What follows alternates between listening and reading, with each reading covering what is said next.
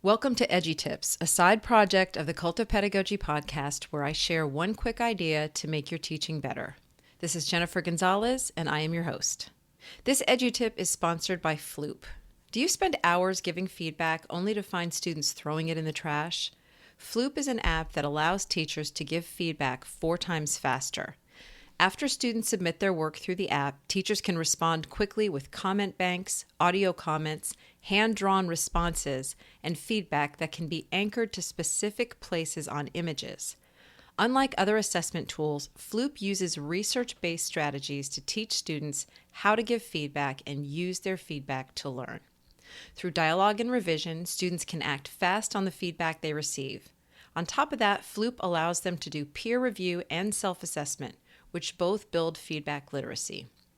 Go to floopedu.com/edutips to get a special offer for EduTips listeners, or contact Floop at team@floopedu.com for a school license.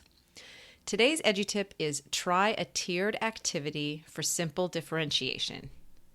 Despite knowing that our students have different needs, many teachers struggle with differentiation. Not because they disagree with it in theory, but because in practice, the idea of planning so many different lessons is overwhelming.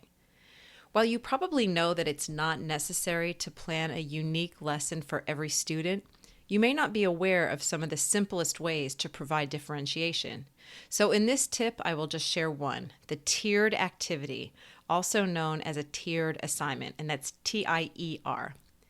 You can find this strategy in lots of places, but I learned about it from the work of Carol Ann Tomlinson in books like How to Differentiate Instruction in Academically Diverse Classrooms. Here's how it works. Suppose you're teaching students how to type on a keyboard without looking at the keys. After giving a brief pretest, you've determined that some students have no idea how to do this, while others have had a few lessons in a previous course, and a few students seem to have slow but moderately good touch typing skills. It would not make sense to have the whole class work through a typing exercise that consisted entirely of hitting the F and J keys. This would be a waste of time for those who are past that point. But if you made everyone do an exercise consisting of complex words, punctuation, and numbers, that would be incredibly frustrating for the beginners. So instead, you offer students 3 options or tiers to choose from. Exercise 1 uses single keystrokes of the home keys. Exercise 2 uses whole words that only use the home keys. Exercise 3 uses whole words with a few more keys beyond the home keys, plus capitalization, commas, and periods. Each exercise takes 5 minutes to complete, and students only need to complete one of them. This kind of assignment makes it much more likely that every student will be working at the level of challenge that's just right for them, and it doesn't require you to create individual assignments for every student. In some cases, you can take one assignment and just break it up into 3 tiers. For example, if you have 20 practice problems for a math, chemistry, or grammar lesson that go from easiest to hardest, instead of giving all students all 20 problems, Tier 1 might be problems 1 through 10, Tier 2 might be 5 through 15, and Tier 3 might be 11 through 20. In English, if students are writing a personal narrative, the length of the final piece might be the same for all tiers, but each successive tier might contain more advanced skills, such as a certain amount of complex sentences, specific styles of dialogue, or the use of certain literary devices like interior monologue or metaphors. In social studies, tiers might consist of 3 different texts about the same topic, written at different levels of complexity, or the same text offered at different reading levels on a platform like Newsella. The point here is that if you're not doing much differentiation but you want to be, don't think you have to create a whole bunch of separate assignments. Start with a core assignment with clear objectives, then think about how you can simplify it for some students so they still get the most important components, and add more complexity for those who are already further along with that particular skill or body of knowledge. A few important notes for making this work well. First, each tier should offer a relatively equal amount of work and challenge. In other words, students who are advanced with the material in question shouldn't be given more work than beginners. They should have work at a different level.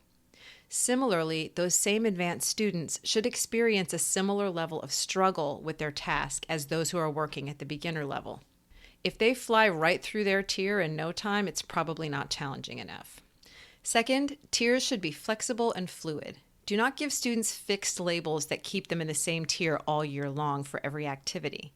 Ideally, students should move from tier to tier depending on the particular task at hand. Even better, help students develop the metacognitive skills to select whatever tier gives them the right amount of challenge, and encourage them to tune in to how a tier feels once they've chosen it. If they're feeling overwhelmed, they may need to move down a tier, but if they're bored, they may need to move up.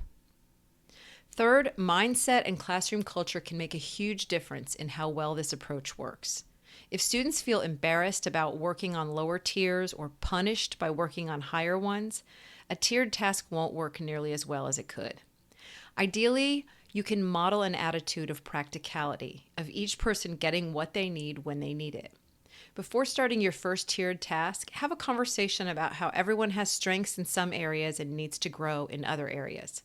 Use an example from your own life about something you've recently learned or something you're trying to get better at. And emphasize the idea that we grow the most when we're challenged just enough to stay interested. Make it a regular part of your classroom conversation to ask questions like, what tier do you think will be best for you this time? Or how did that tier work for you? To help students see the tiers as self-directed choices rather than labels. That's your tip for this time. You can find a written version of these tips at cultofpedagogy.com/edutips. Now go forth, make thoughtful choices, and teach.